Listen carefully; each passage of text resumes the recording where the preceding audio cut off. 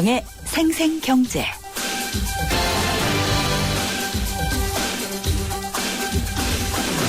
안녕하세요. 김윤경입니다.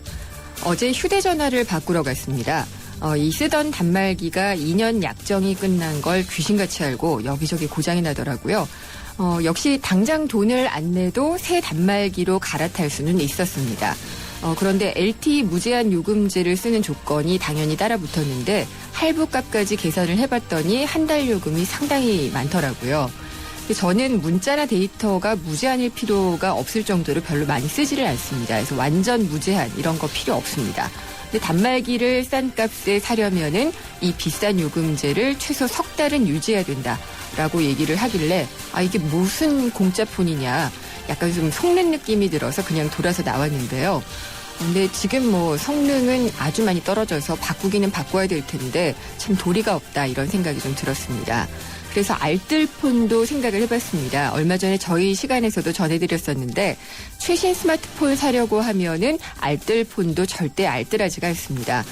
가계 지출에서 통신비 지출이 점점 더 늘어나고 있다는데 이게 쓰는 사람에 따라서 절약할 수 있는 선택지는 거의 없다고 보여집니다. 그래서 좀 다양한 요금제가 좀 필요하지 않을까 이런 생각을 좀 해봤습니다.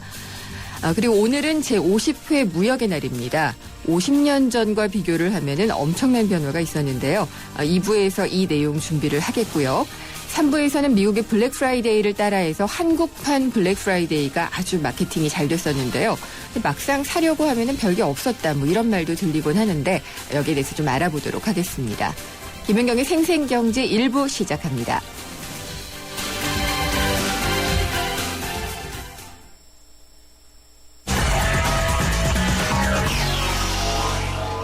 오늘 증시 상황 알아보겠습니다. 동양증권 금융센터 삼성역 지점의 박진희 차장과 알아보겠습니다. 안녕하십니까? 네, 안녕하세요. 네, 오늘 어제랑은 조금 분위기는 좀 달라졌는데 연기금이 구원투수 역할을 좀 한 것 같아요. 네, 말씀하신 대로 오늘 연기금이 구원투수 역할을 해주었습니다. 전반적으로 지금 월, 화, 수, 오늘 목요일 아침까지 상당히 시장 급락했었으니까 체감은 상당히 좀 어두웠던 하루였었는데요. 장 초반에는 같이 기관에서 매도가 계속 있었습니다. 특히 최근에 금융투자 쪽 매도 많은 건 다들 아실 테고요. 오늘도 금융투자 쪽에서는 한 1,100억대 매도가 나오긴 했습니다만 연기금이 오늘 900억을 매수하고요. 투신권에서 567억 정도를 매수하는 등 계속적으로 매수를 하면서 기관이 전체적으로는 한 570억 정도를 매수해서 외국인의 매도가 오늘 3,200억이 나왔는데요. 이 부분을 좀 커버하는 그런 모습을 보여주었습니다. 전체적으로만 놓고 본다라면은 외국인들은 오늘 선물과 현물에도 계속적인 매도를 하는 모습을 이어갔고요. 프로그램 매도도 3,700억가량 나오면서 전체적으로 시장을 좀 압박하는 요인이 되었는데요. 지수로만 놓고 보면은 장중에 1970선까지 가면서 상당히 좀 급락하는 모습이 이어졌습니다만은 그 이후에 연기금에서 매수를 하기 시작하면서 지수가 반전을 해서 장중에 플러스 전환도 한번 됐었습니다만은 결국은 마이너스 2.03포인트 1984.77로 마감이 되었는데요. 전반적인 분위기는 일단 몇몇 지수 관련주들이 지수만 좀 견인해준 그런 흐름이었기 때문에 시장 자체의 내용은 상당히 좀 많이 떨어지는 모습이었고요. 오늘은 그동안 하락을 좀 많이 했었던 화학주들이 4분기 실적에 대한 우려감 때문에 조정을 받은 이후에 오히려 최근에 연말 연초에서 중국 쪽에 춘절을 기준으로 한 수급 타이트한 부분 이런 부분들이 좀 부각이 되면서 반등에 좀 나선 모습이고요. 전체적으로는 거래소보다는 미국처럼 나스닥 강세처럼 지금 코스닥이 오늘 좀 상당히 좀 선전한 모습으로 마감이 되었습니다. 네, 근데 이 연기금이 불펜에 있는 투수 같잖아요. 그래서 이게 나오면은 좀 힘이 될 때는 좀 있는데 그래도 우리 증시의 가장 중요한 역할은 외국인이 하고 있는데 계속 팔고 있어서 이게 언제까지 팔까 좀 궁금해요. 외국인은 기본적으로 시각이 그때도 말씀드렸습니다만 글로벌 증시가 강세를 보이면 보일수록 저희한테는 상당히 불리하거든요. 특히 또 일본 쪽에 엔화가 계속 약세를 보이면서 정확하게 보시면 이제 엔화 약세가 이어지면서 원화 강세로 반전을 했고요. 그 이후부터 외국인들 시장 좀 관망하기 시작을 했습니다. 최근에는 매도 지속하면서 어제 오늘 상당히 좀 강하게 나온 모습이고요. 기본적으로는 다음 주 이제 쿼드러플 만기가 있게 되는데 다음 주 목요일이죠. 12일 날이 만기인데 일단 그 부분을 좀 겨냥한 흐름이지 않나 싶습니다. 전체적으로 놓고 본다면 외국인 매도세는 대체로 한 12월 말 정도에 좀 끝났을 것이라고 생각을 했었는데 다시 또 시작되고 있는 그런 흐름을 본다라면은 일단 이번 주 뭐 많아도 길어도 한 다음 주 초중반 정도면은 어느 정도 급한 물량들은 좀 마무리되지 않을까. 그 이후에는 외국인들 대체로 좀 휴가를 많이 떠나는 경향들이 네. 많아서 약간 좀 소강 상태 시장이 연말까지는 좀 이어질 수 있을 것 같고요. 그 틈새에서는 연기금의 역할이 말씀하신 대로 좀 강해지고 연기금은 어차피 연말까지 내정되어 있는 금액을 많이 집행할 것으로 보여지고 있기 때문에 외국인보다는 기관 성향의 종목들에 좀 더 집중을 하시고 거래소에 있는 대형주보다는 코스닥이나 뭐 거래소에 있는 중소형주와 그동안 좀 소외되었었던 작은 종목들 위주로 좀 접근해 보시는 게 좋지 않을까. 요새 좀 얘기가 많이 나오고 있잖아요. 네. 연기금이 이제 빌려줬던 종목들을 다시 또 회수해야 되는 네. 시즌이 또 12월 달이기 때문에 그런 부분들을 감안하면 지금 외국인이 매도하는데 아무리 우리가 그 안에서 대형주로 연기금만 믿고 투자를 한다고 해도 수익내기 상당히 쉽지 않거든요. 개인 그렇죠. 투자자분들. 연기금은 특히 지수 쪽에 관련 있는 종목 몇 개만 딱딱딱 찍어서 사도 지수는 커버할 수 있기 때문에 특히 연기금은 화학주 많이 선호하는 편이라서 그런 쪽만 조금 반응이 있지 나머지들은 계속 지금 싸늘한 형태로 남아있거든요. 네, 그래서 싸늘한의 방점을 네, 많이 그래서 주셨습니다. 예. 외국인 뭐 이번 주 계속 매도 네. 이어진다라면 다음 주 초반 정도까지만 일단은 좀 급한 매물들은 좀 정리하신다 생각하시고 보시면 될 것 같으세요. 네, 근데 연기금은 왜 화학주를 좋아하나요? 이게 지금 보시면 이런 구조가 이제 시가총액 4위 종목에 네. 화학주가 많이 포함되어 있고요. 네. 기본적으로 현대차나 뭐 삼성전자나 자동차류들이 시가총액 4위 종목이 많이 있는데요. IT류들도 뭐 물론 마찬가지인데 그런 종목들이 빠질 때 그쪽을 대항해서 살 수 있는 쪽 부분이 화학 쪽이 네. 많이 차지하고 있고 예. 비중이 커서 네. 지수를 좀 받치기가 쉽거든요, 사실은. 근데 네. 기본적으로 화학에 대한 업황 자체가 내년도 상반기까지는 좋을 것이라는 게 시각이었었거든요. 근데 요새 뭐 안 좋은 얘기들이 좀 많이 나오면서 안 좋게 네. 비춰지긴 했지만 연기금은 주로 경기 민감주를 선호하는 편이에요. 네. 화학주를 비롯한 뭐 조선업종이라든지 이런 경기 민감주를 선호하는 상황이고 외국인들은 매도를 하게 되면 보통 자동차나 IT 쪽에 IT 수출주 위주로 해서 환율에 좀 민감한 업종을 좀 많이 매도를 하는 편이거든요. 그래서 네. 그 부분을 좀 대항시켜서 바란스를 좀 맞춰줄 수 있는 부분이 그쪽이다 보니까 연기금 좀 많이 선호하는 것 같습니다. 그렇군요. 그러면 오늘 시장에서 눈에 띄는 움직임을 보여준 업종은 화학주 또 그리고 어떤 업종들이 있었나요? 화학주가 전체적으로 거래소 쪽에서는 좀 강했었고요. 그다음에 코스닥만 놓고 본다라면은 그래도 최근에 좀 강세를 계속적으로 보이고 있는 엔터테인먼트 업종, 네. 그러니까 뭐 SM이라든지 CJ ENM이라든지 이런 엔터테인먼트 업종하고 뭐 물론 최근에 게임주들도 상당히 좀 강했었고요. 그래서 게임주들 이런 부분들이 좀 내수주들 환율에 덜 영향을 받는 내수 업종들이 코스닥 시장에서는 강세를 보였던 그런 하루였었고 뭐 메디포스트 같은 개별 이슈가 있는 종목들 내지는 뭐 바이오 헬스케어 업종 쪽에 오바마 케어를 기반으로 해서 네. 최근에 좀 바닥을 좀 찍는 모습이고요. 네. 또한 뭐 소프트웨어 업종들도 일정 부분 계속적으로 흐름이 최근에 좀 바닥권에서 좀 이어지고 있는 부분인데 종목들이 100개가 있으면 100개 중에서 한 10개 이 정도만 오르다 보니까 시장 참여하시는 분들이 코스닥을 또 대응하실 때도 좀 많이 힘드세요. 왜냐하면 네. 지금 보시면 아시겠지만 계속 흘러내리고 있는 상태라서 네. 또 최근에 월, 화, 수, 목까지 하면은 한 4일 동안 집중적으로 급락할 종목들이 워낙 많아서 네. 뭐 오늘 반등한 것만 보면 올랐구나 싶은데 알고 보면 개인 투자자분들은 아직도 뭐 마이너스 10% 맞아요. 뭐 예. 이러한 종목들이 즐비하기 때문에 네. 단순하게 비교하기는 어렵습니다만은 그래도 제가 생각할 때 12월 달은 분명히 중소형주한테 코스닥한테 유리한 상황이다. 오늘도 코스닥은 외국인과 기관이 같이 매수를 하고 있거든요. 네. 그래서 상대적인 개념으로 본다라면은 일단 12월 달 안에서는 작았던 종목들, 그동안 많이 소외되었던 종목들한테 네. 기회가 오는 시간이라고 보시면 좋을 것 같습니다. 연말을 정리하면서 그렇게 좀 정리를 하는 느낌으로 투자를 하시면 되겠군요. 네. 네, 알겠습니다. 오늘 말씀 감사드립니다. 네, 감사합니다. 동양증권 금융센터 삼성역 지점의 박진희 차장이었습니다.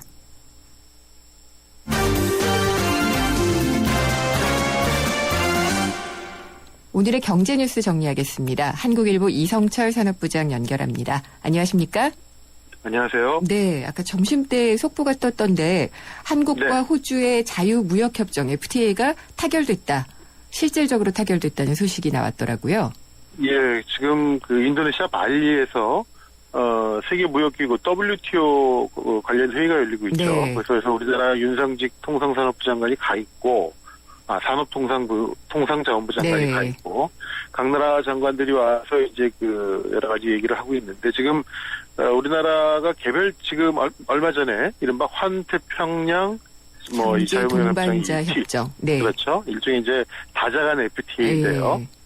TPP 참여를 선언을 사실상 한 상태고요. 근데 그것과는 별도로 지금 또 이 양자간 FTA도 계속적으로 진행이 되고 있습니다. 그러니까 TPP는 네. 넓은 의미에서 본다면은 이 다자간 일종의 다자간, 약간 네. 국제기구적인 성격이 있다고 보시면 될 것 같고 FTA는 그야말로 개별 국가 간의 쌍무적인 관계로 보시면 될 것 같은데요. 네. 이번에 이제 호주하고 지금 이 FTA가 사실상 타결이 됐습니다. 사실 우리가 이제 미국하고도 했고 유럽연합 EU하고도 했고 큰 번영하고는 대부분 했습니다. 이제 남아있는 게 사실 이제 중국이 제일 네. 지금 현재 진행되고 있는 FTA 중에서 가장 중요하고요. 일본은 통진척이 없는 상태고 사실 큰 나라들하고 대부분 해서 그렇지 호주도 꽤 비중이 있는 국가입니다. 그렇죠. 특히 네. 우리나라가 수출하는 입장에서는 자동차 수출이 굉장히 예민한 지역이고요. 네. 반대로 우리가 수입하는 입장에서 본다면 아마 마트나 이런 데서 확인하셨겠지만 호주산 쇠고기 네. 이것도 역시 굉장히 중요한 품목입니다. 그런데 이번에 FTA 타결된 내용을 보면 그래도 우리나라가 상당히 우리한테 유리하게 돼 있는 것이 아닌가 지금 그런 해석들이 나오고 있어요. 우선 그런가요? 예. 네, 이 자동차 같은 경우 우리가 이제 수출 품목이죠. 그러니까 우리가 수출하는 입장에서는 빨리 관세가 없어지고 무역 자유화가 되는 게 좋은 겁니다. 네. 근데 이번에 이 타결된 내용을 보면은 자동차 같은 경우에 가솔린 중형차, 소형차 이런 주력 품목들 이런 것들이 즉시 FTA 발효와 즉시 관세가 철폐된다고 합니다. 아마 이 비준 절차를 거치면은 2015년에는 한호주 FTA가 발효가 될 것 같은데 네. 그렇게 되면은 발효와 동시에 우리나라가 호주로 수출하는 자동차는 관세가 대부분 없어지게 될 것 같습니다. 네. 아마 이 FTA 발효와 즉시에 이렇게 자동차의 관세가 즉시 없어지는 거는 처음 있는 일인 것 같은데 미국이나 유럽 쪽하고 할 때는 이런 게 없었고요. 네. 또 나머지 가전제품 수출 쪽에서도 관세들이 빨리 굉장히 없어지게 됩니다. 이제 반대로 우리가 부담스러운 건 이제 아무래도 호주산 쇠고기에 대한 부분인데 네. 미국산 쇠고기 들어오고 있고 호주산 쇠고기 많이 들어오고 있고 수입 쇠고기는 사실 지금 미국보다 호주가 훨씬 더 많이 들어오고 있습니다. 예. 그러다 보니까 이 쇠고기 관세가 꼭 이제 없어질 경우에 값싼 호주산 쇠고기가 더 많이 들어와서 우리나라 축산 농가라든가 이 한우 사육 농가들의 어떤 기반 자체가 흔들리는 거 아니냐 우려가 나오고 있는데 장기적으로는 겪을 수밖에 없는 일이긴 합니다만 어쨌든 15년에 걸쳐서 네. 없애는 걸로 얘기가 됐습니다. 그래서 2030년이 돼야지 아마 관세가 다 없어지는 그런 것이기 때문에 우리가 미국하고 맺었던 FTA보다도 우리 입장에서는 훨씬 더 유리하게 되어 있습니다. 미국이 12년간 아마 단계적 네. 철폐였던 걸로 제가 기억을 하는데요. 호주는 15년이 됐으니까 어쨌든 우리가 수출하는 쪽에서는 관세가 많이 없어지고 우리가 수입하는 쪽에서는 관세가 천천히 없어지고 전체적으로 본다면 비교적 잘된 FTA가 아닌가 그렇게 생각이 됩니다. 네. 근데 TPP와 또 이게 어떤 연관이 있을지는 모르겠는데 전체적으로 네. 하게 되면은 아마 양자 협의도 해야지 되니까 우리가 TPP로 간다면은 유리할 수도 있는 부분이 있겠네요. 그렇죠. 지금 이제 예. 많은 이제 이 분들이 이제 좀 약간 헷갈려하는 것이 네. TPP가 되면은 그러면 양자간 자유무역협정은 없어지는 거냐? 그렇지는 혹은 않은 걸로. 예. 예, 네. 양자간 자유무역협정이 있는데 그럼 TPP를 왜 꼭 해야 되느냐? 네. 이렇게 지금 생각하고 있는데 아마 나중에 하게 되면은 이제 선택을 해야 되는 상황이 올 수가 있는데요. 그런데 과거의 전례를 보면은 개별 국가마다 아마 우리는 무엇을 네. 우선한다 이런 식으로 아마 정해야 될 것 같고. 예. 아마 서로에게 유리한 쪽으로 아마 또다시 선택이 되는 그때 가서 한 차례 협상을 더 해야 되는 아마 그런 상황이 될 것 같습니다. 네, 알겠습니다. 그리고 이 중소기업 적합 업종 이게 올해 초에는 상당히 이슈였었는데 다시 네. 또 얘기가 되고 있는 모양이에요. 커피나 피자 같은 경우에 네, 적합 커피, 업종. 피자, 햄버거, 네. 이런 데가 지금 사실 굉장히 예민한 부분인데요. 네. 이 한국 휴게 음식점 중앙회라는 데서 이 커피 업종, 피자 업종, 햄버거 업종도 중소기업 적합 업종으로 지정해달라.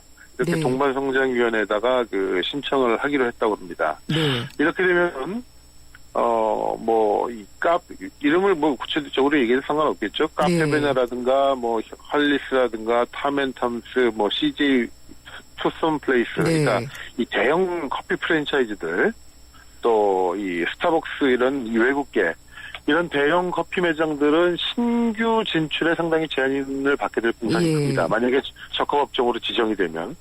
또 피자 같은 경우도 이름만 대면 알만한 피자헛이라든가 도미노 피자 이런 데 있고요. 햄버거는 버거킹, 맥도날드가 유명하고 이런 우리의 굉장히 친숙한 브랜드들이 이 제한을 받게 될 것 같은데 물론 해당 업체 측은 굉장히 강하게 반발할 것이고 아마 동반성장위원회 내에서 상당한 격론이 있을 것 같은데 과거에 보면은 이런 업종들이 대부분 받아들여지는 예가 많았습니다. 그렇다고 물론 신규 출점을 전면적으로 못하게 하는 경우는 아니겠습니다만 어쨌든 이 대형 상권에는 자제하라라든가 이런 식의 상당히 좀 제동이 걸릴 가능성도 있을 것 같습니다. 근데 그럴 경우에 기존에 이렇게 좀 가까이 있던 점포들이나 이런 것도 또 합치거나 폐쇄하거나 그런 예도 올지 그런 것도 좀 궁금하기는 하네요. 저희가 또 하다 보면 또 외국계는 빠지는 경우도 많거든요. 네. 이게 또 외국계는 이 외국인 차별 이런 것 때문에 이 무역상의 어떤 분쟁의 소지가 있어가지고 외국계는 빠지는 경우도 있는데 그러다 보니까 또 국내에서는 이게 역차별 아니냐 그런 얘기도 나오고 있고 이 문제 때문에 이쪽 업계에서는 또 좀 시끄러울 것 같습니다. 알겠습니다. 그리고 3분기 성장률이 나온 게 있던데요. 한국은행 발표죠? 예. 네, 그렇습니다. 이 속보치는 이미 나왔고요. 오늘 이제 그 잠정치라고 그래가지고 이제 좀 더 정확한 수치가 나왔는데, 실질 성장률은 똑같이, 속보치하고 똑같이 나왔습니다. 전분기 대비 1.1% 그대로 나왔고요. 오늘 이제 새로 나온 수치가 GNI라고 해서 국민 총소득이라는 겁니다. GDP가 아니라 이제 GNI라는 개념인데, 일단 이 수치는 전분기 대비 0.2% 늘어나는데 그쳤습니다. 이 GNI라는 거는 그냥 단순히 국내에서 생산된 것만 보는 게 아니라, 그것이 이제 대외적으로 거래되는 이 교역 조건이라든가 이런 것들을 같이 집어넣기 때문에요. 오히려 이게 실질 구매력이랄까, 이 체감 경기랄까 이런 걸 보여주는 데는 GDP보다는 GNI가 더 낫다 이렇게 지금 얘기가 되고 있는데 GDP는 1.1% 성장을 했고 GNI는 0.2%가 성장을 했습니다. 그러니까 쉽게 말하면 통계적으로 지표상으로 보면 우리가 3분기에 1.1%의 비교적 높은 성장률을 한 것처럼 보이는데 전분기 대비 국민들은 그걸 체감하지 못하는 이유 그거는 바로 이 GNI라는 지표가 0.2% 증가, 사실상 제자리 걸음에 그쳤기 때문에 결국 이 국민들은 성장률 자체를 체감하지 못하고 이 밑바닥의 경기는 여전히 정체 상태에 머물러 있는 그런 모습을 보이고 있는 것 같습니다. 항상 이 내용이 중요한데 말이죠. 예. 그렇죠. 네. 그렇습니다. 감사드립니다. 예, 한국일보 이성철 산업부장이었습니다. 생생경제 1부 지금까지 함께 하셨고요. 2부에서는 오늘이 50회 무역의 날이었습니다. 그래서 지난 50년 동안 우리나라 무역에 어떤 변화와 성장이 있었는지를 한번 짚어보겠습니다.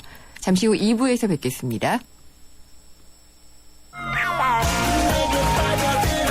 문화인사 60인이 선정한 올해의 콘서트 1위. 올해 최다 도시 공연 관객동원 1위. 저력의 가원 조용필 그가 돌아온다. 2013 조용필 전국 투어 콘서트 헬로우 앵콜 공연 12월 7일과 8일 부산 빅스코에서 12월 13일부터 15일까지 서울 올림픽공원 체조 경기장에서 무대 위의 작은 거인을 만나실 수 있습니다. 가왕 조용필과 함께 다사다난했던 2013년을 행복하게 마무리하시길 바랍니다. 티켓 예매는 인터파크 1544-1555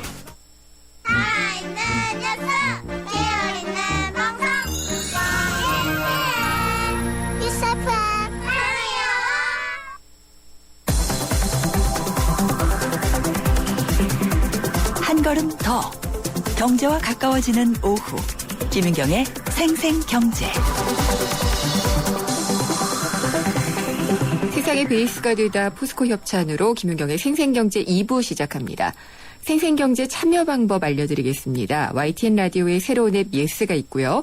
또 짧은 문자는 50원, 긴 문자는 100원이 부과되는 휴대전화 우물정의 0945번, 트위터는 YTN_이코노미고요.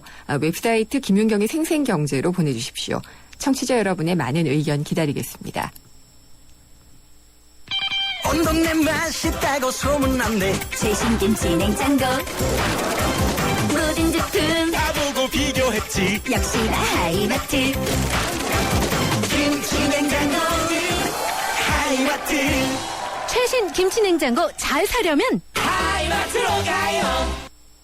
김윤경의 생생경제. 네, 오늘은 제50회 무역의 날입니다. 어떤 분은 무역의 날이 있어? 이런 반응을 보이시는 분도 있을 것 같고요. 생소하실 수도 있겠지만은 우리나라가 1960년대 경제 개발이 시작된 이후에 수출 규모가 아주 급격하게 늘어났습니다. 지금은 세계 7위의 수출국으로 우뚝 섰는데 이렇게 세계 무역 강국으로 성장하는 과정에서 무역의 날 50주년을 맞으니까 어쩐지 좀 감회가 남다르다라는 생각도 좀 듭니다. 그래서 한국 무역의 성과 그리고 무역의 날 50주년의 의미를 한번 짚어보는 시간을 가져보겠는데요.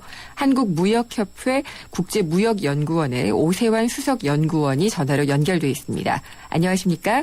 예, 안녕하십니까. 네, 이 무역의 날 오늘이 50주년이던데 처음에는 이름이 달랐잖아요. 개명됐죠? 예, 그렇습니다. 네. 사실 무역의 날은 처음으로 수출 1억 달러를 달성한 1964년 11월 30일을 수출의 날로 제정한 데서 비롯되었습니다.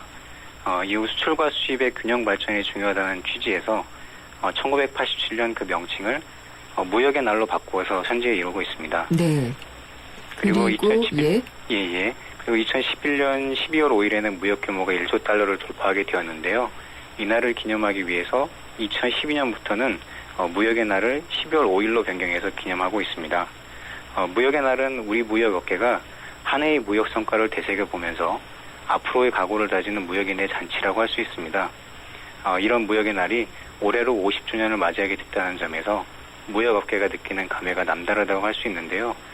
특히 우리 무역은 한국 경제 성장을 주도하는 원동력일 뿐만 아니라 고용 창출, 그리고 외화 획득, 그리고 국민소득 증진 등에서도 큰 역할을 수행하고 있어서 오늘 무역의 날이 우리 국민들께도 의미 있는 기념일이라고 할 수 있을 것 같습니다. 그리고 매년 무역의 날을 기념해서 기념식이 열리고 있는데요. 기념식은 산업통상자원부와 산업통상자원부의 주관 아래 한국무역협회가 주최하고 있고요. 그리고 대통령께서 무역 발전에 공헌한 개인 및 단체에 대해서 표창하는 한편 수출 기업들에게는 수출 규모에 따라서 수출의 탑도 수여하고 있습니다. 네, 이 수출의 탑하고 또 뭐 금탑 산업훈장 이런 것들도 수여가 되더라고요. 예, 그렇습니다. 예, 오늘도 많은 기업들이 받았나요? 예, 오늘도 천여 명에 가까운 그 내외 기관들이 참석하셔가지고요. 네. 예, 행사가 성황리에 진행이 됐습니다. 저도 예전에 취재를 해본 기억이 있는데 상당히 뭐랄까 우리나라가 예전에 그 무역으로 정말 작은 나라에서 큰 나라로 변신해가는 과정을 굉장히 감회를 남달리 생각하시는 분들이 많더라고요. 예, 예. 그렇습니다. 그러니까 정말 1억 달러? 처음에 1억 달러였을 때 이 날이 만들어졌고 지금은 얼마라고 하셨었죠? 최근에는 무역 규모가 1조 달러를 돌파하게 네. 2005년에 사실 이제 수출이 5천억 달러를 돌파하고 네. 2010년에는 무역 1조 달러를 달성하게 됐습니다. 그래서 네. 사실 1964년에는 우리나라가 이제 159개의 나라 중에서 수출 순위가 90위에 불과했었는데요. 2010년부터는 4년 연속 세계 수출 7위를 유지하고 있습니다. 네. 그리고 특히 이제 수출 7강 중에서도 올해 무역 수지 흑자를 기록한 나라가 중국, 독일, 한국, 네덜란드 이렇게 4개국이 있는데요. 네. 이 중에서도 중개 무역이 아닌 제조업 기반을 바탕으로 해서 안정적인 흑자 구조를 이룩한 나라가 우리나라를 비롯해서 중국, 독일 이렇게 3개국이 있습니다. 그래서 이를 통해서 우리 무역이 어느 정도의 성과를 이루어냈는지를 가늠해 볼 수 있다고 생각합니다. 네, 좀 오랜만에 이런 것들은 좀 반가운 소식인 것 같고요. 근데 사실 유럽도 상당히 침체됐었고 지금 미국은 좀 살아나고 있습니다만은 여러 전 세계 나라가 다 어려우면서 우리나라 수출도 어려움이 많을 것이다라는 걱정을 많이 했었어요. 특히나 또 일본의 엔저 때문에 우리가 또 타격을 받을 것이다 그런 얘기들을 많이 했었는데 상당히 선전했어요. 예, 그렇습니다. 사실 금년 최근 이제 무역 환경이 녹록지 않은 상황인데요. 네. 내년에도 이제 이러한 내년 수출은 이제 올해보다는 조금 나아질 거라고 전망이 되긴 하지만 내년에도 이제 그러한 그 전반적인 수출 리스크가 분명히 있다고 생각이 되고 있는 와중에 그럼에도 불구하고 올해 수출이 생각보다도 선장했다고 생각합니다. 특히 이제 우리 올해 수출 같은 경우에는 반도체나 이제 무선통신기계 같은 IT 제품들이 수출 선전하면서 이제 우리 전체적인 수출로 좀 견인을 했다고 할 수 있는데요. 네. 뿐만 아니라 이제 자동차나 자동차 부품 그리고 선박 같은 경우에도 이제 하반기에 이제 그 부진을 탈피하면서 전체적으로 수출이 좀 증가세로 전환했다고 할 수 있습니다. 네, 어려울 줄 알았는데 그래도 잘해서 대견하다 뭐 이런 생각이 좀 들고요. 트리플 크라운이라는 표현을 쓰더라고요. 무역 1조, 또 사상 최대 수출, 사상 최대 무역 흑자. 그래서 뭐 삼관왕이다 이런 표현 같은데 그렇게 보면은 상당히 대단하다 이런 생각은 들지만은 어떻게 보면은 또 그 우리나라 수출을 도운 것은 그동안에 좀 외환시장, 그러니까 환율이 많이 도와준 면이 있지 않았느냐 이런 얘기도 있었어요. 아, 예. 네. 사실 이제 환율이 이제 우리 기업들의 수출 가격 경쟁력에 중요한 변수로 작용하고 있는 건 사실인데요. 네. 특히 이제 중소 수출 기업들 같은 경우에는 그 환율 수준이 이제 업체의 수익성에 직결이 되면서 매우 중요한 게 사실입니다. 근데 그럼에도 불구하고 이제 우리 수출이 이제 지금의 그 세계 7위 규모에 성장할 수 있었던 데에는 보다 근본적인 원동력이 있다고 말씀드릴 수가 있는데요. 네. 먼저 이제 효율적인 정부의 역할 그리고 이와 더불어 이제 기업들의 불굴의 기업가 정신 그리고 해외 시장 개척 의지 등이 맞물려서 민관이 함께 이루어낸 결과라고 생각됩니다. 뿐만 아니라 또 자신의 분야에서 최선을 다하신 우리 국민들의 노력도 빼놓을 수 없을 것 같습니다. 네. 근데 수출품 하면은 굉장히 많이 달라진 것 같은 게 70년대 초반에는 철광석이나 오징어 그리고 제 기억으로는 가발 같은 걸 많이 수출을 했던 것 같아요. 근데 지금은 정말 뭐 반도체 또 ICT 제품 이런 것들이니까 상당히 좀 달라졌다는 생각이 들고요. 주력 산업에 바뀐 것도 그리고 우리나라 수출 시장도 좀 다변화된 것 같거든요. 그런 변화에 대해서 좀 짚어주시면 좋을 것 같아요. 아, 예. 말씀하신 대로 우리나라의 주력 수출 상품은 경제 발전과 더불어서 크게 변화했는데요. 70년대에는 철광석 수산물 등 주로 1차 생산품과 의류 신발 등 경공업 제품을 수출했습니다. 그리고 80년대 이후에는 선박 석유 제품 그리고 반도체와 같은 이제 중화학 공업 제품이 우리 수출을 견인을 했는데요. 최근에는 이러한 주력 수출 품목의 고부가 가치화로 수출 경쟁력을 더하고 있다고 할 수 있습니다. 그래서 이런 노력의 결과로 우리나라가 이제 스마트폰이나 모바일용 D램 등 첨단 제품에서 세계 1위의 경쟁력을 자랑하고 있는데요. 수출 시장 측면에서는 수출이 본격화되기 시작한 1960년대에는 수출 대상국이 미국, 일본 등 몇 개 나라에 불과했습니다. 네. 현재는 우리나라가 이제 전 세계 236개 국가로 수출하고 있고요. 주요 5대 수출 시장으로는 중국, 미국, 일본하고 홍콩, 싱가포르 등이 있고요. 선진국과 개도국으로의 수출 비중도 각각 42%와 57% 등에 이루고 있습니다. 그리고 아무래도 제일 관심이 가는 것은 중국일 수밖에 없는 것 같아요. 우리나라 최대 교역국이기도 하고요. 근데 앞으로 이제 FTA도 체결이 될 것이고 이런 것들을 기반으로 한다면 그 시장이 상당히 궁금한데 중국으로부터 뭐 예전에는 중국에 많이 수출을 하는 것으로 우리가 우위에 있었다면 이제 또 수입도 많아지는 것 같고요. 중국과의 관계에 있어서 우리가 갖춰야 될 경쟁력이라든지 또 대비해야 될 것들은 어떤 게 있을까요?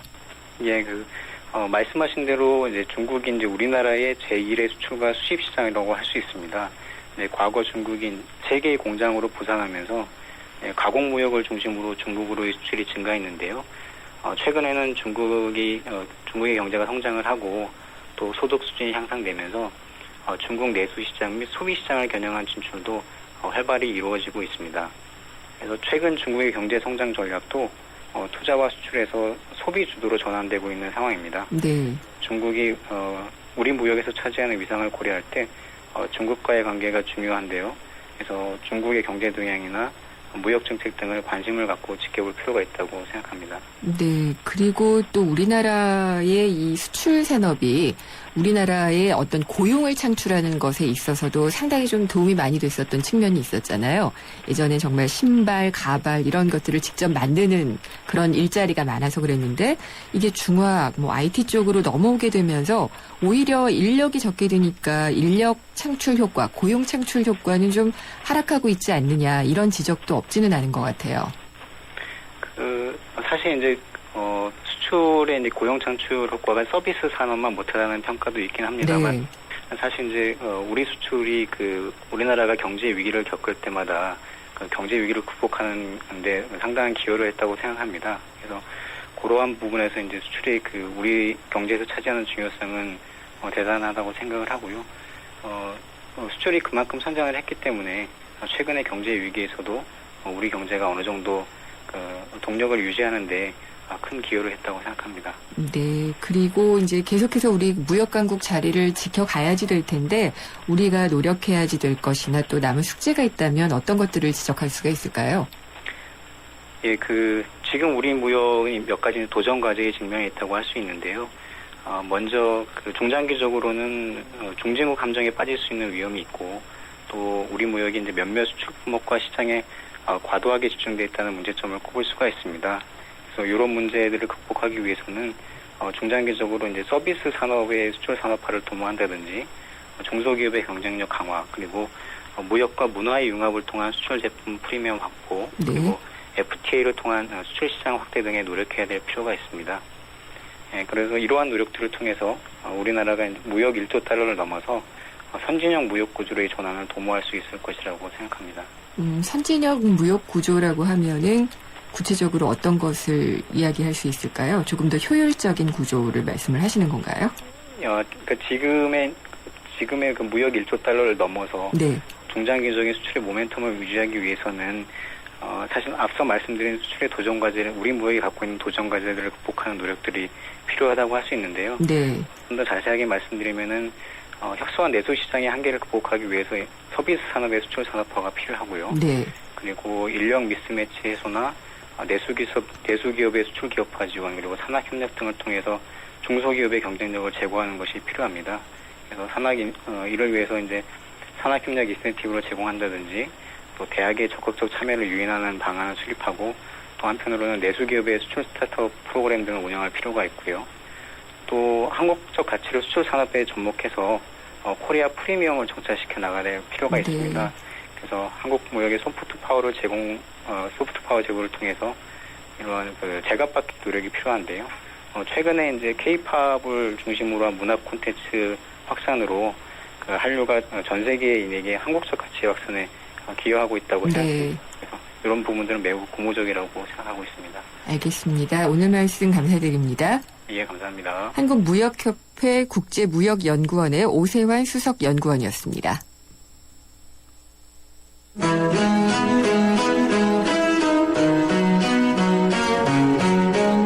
한 해를 정리하는 12월 2013년 경제 각 분야를 총정리하는 연말 특집을 마련합니다.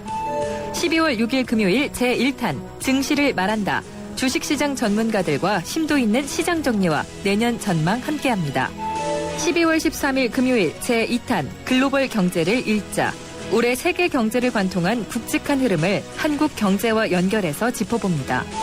12월 20일 금요일 제3탄 취업과 창업의 살길. 취업이 청년층만의 고민이 아니고 창업이 중장년층만의 선택도 아니죠. 전문가들이 진단하는 트렌드와 성공 비결을 들어봅니다. 12월 27일 금요일 마지막 4탄 경제부 기자들의 2013 경제 뒷이야기. 이제는 말할 수 있다는 심정으로 털어놓는 흥미진진한 경제 뒷담화. 마지막 금요일에 펼쳐집니다. 전 세계 흐름 짚어보는 글로벌 경제 이슈 시간입니다. 오늘도 연합인포맥스의 이장원 부장이 전화로 연결돼 있습니다. 안녕하십니까? 네, 안녕하십니까? 네. 정치적으로는 우리나라만 그런 게 아니라 많이들 불안한 것 같아요. 태국도 그렇고 우크라이나도 그렇고요. 예. 네, 우크라이나는 이게 지금 반정부 시위가 격화가 되고 있으면서 여러 가지 좀 어려움들이 나타나고 있는 것 같아요. 예, 지금 우리 금융 경제 얘기를 하니까 지표부터 좀 봐야 될 텐데요. 네.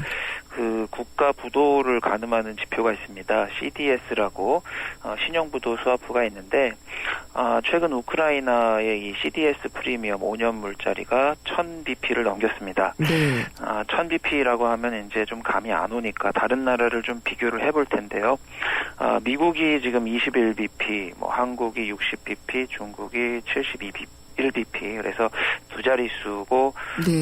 또 유럽의 이제 다른 남유럽 국가들도 뭐 포르투갈이 300, 스페인이 158 이 정도밖에 안 되는데 우크라이나는 지금 1000bp를 넘었으니까 네. 굉장히 좀 위험한 상황이라고 볼 수 있고요. 남미의 이제 아르헨티나나 베네수엘라가 뭐 지금 우크라이나랑 비슷한 그런 수준입니다. 그리고 이제 우크라이나의 이제 달러 표시 국채 가격이라든가 여러 가지 금융 지표들이 좀 불안한 모습을 네. 보이고 있는데, 이렇게 우크라이나 금융시장이 불안에 빠진 건 그 전국 불안 때문이라고 전문가들이 보고 있고요. 네.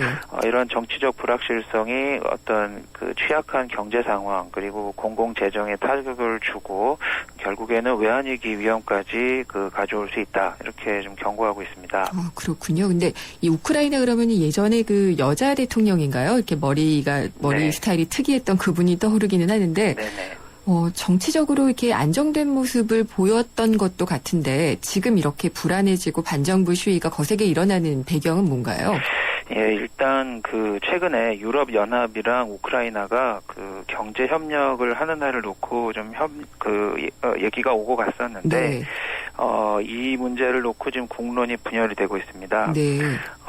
우크라이나뿐만 아니라 이제 동유럽 국가들 6개 나라가 자유무역지대를 EU랑 같이 창설하느냐 이 문제를 놓고 논의를 해왔는데 갑자기 이제 최근 들어서 이 협정 체결하는 거를 거부를 했고 이런 게 결국은 우크라이나와 러시아의 관계 때문이다. 예전 이제 구소련의 네. 이제 위성 국가들이었던 이 동유럽 국가들이 EU 쪽으로 좀 넘어가는 그런 상황에 대해서 러시아도 불편해하고 네. 또 해당 집권하는 그 정부에서도 불편해하는데 이 문제를 놓고 이제 야당에서 반정부 시위를 하는 거고요. 네. 현재 2주 정도 시위가 진행 중인데 야당에서는 대통령이랑 내각을 사퇴하라고 요구하고 있고 정부에서는 사퇴 요구는 받아들일 수 없다. EU와 협정 체결은 계속 진행하겠다. 이렇게 좀 얘기를 하고 있고요. 국제사회에서도 러시아 쪽에서는 야권을 우크라이나의 야권을 비판하고 있고 네. 서방 국가들은 우크라이나 정부를 비판하고 좀 엇갈린 반응을 보이고 있습니다. 국가 부도나게 생겼는데 참 이렇게 네. 하고 있군요. 네. 그리고 더 불안해 보이는 게 태국이에요. 태국 같은 경우에는 조금 좀 안정이 되는가 싶었는데 요즘 굉장히 불안하더라고요. 예, 맞습니다. 지금 태국 반정부 시위도 격화되고 있는데 이것 때문에 이제 주식시장이라든가 채권시장 불안해지고 있습니다. 외국인 자금이 계속 빠져나가고 있다고 네. 하고요. 최근에 이제 태국 바트화가 3개월 만에 최저치로 떨어졌고 태국 주가도 11월 한 달 동안 5% 하락하고 또 금리도 상승세 2개월 만에 최고치 기록하고 있는데 외국인 자금이 많이 빠져나가고 있는 게 시장 불안의 요인이고요. 네. 태국 주식시장에서 올 들어 한 48억 달러, 5조 원 가량 빠져나간 것으로 이제 추정이 되고 있고 이러다 보니까 국가신용등급 강등 우려도 또 나오고 있는데 최근에 무디스랑 피치에서 태국 정부에 신용등급을 내리겠다는 경고를 네. 했습니다.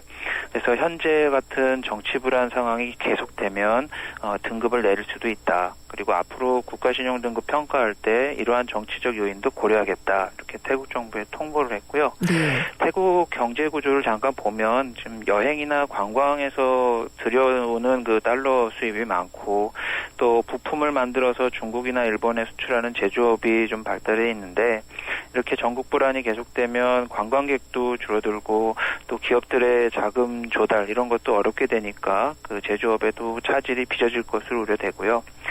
정부의 투자 집행도 늦어지게 돼서 내수 경제에도 악영향이 올 것으로 예상이 되고 있습니다. 네. 그래서 태국 재무부가 최근에 정부 반정부 시위대를 향해서 올해 경제 성장 목표 3%를 달성하지 못할 수도 있다 이렇게 좀 경고, 압박을 하고 있는 상황입니다.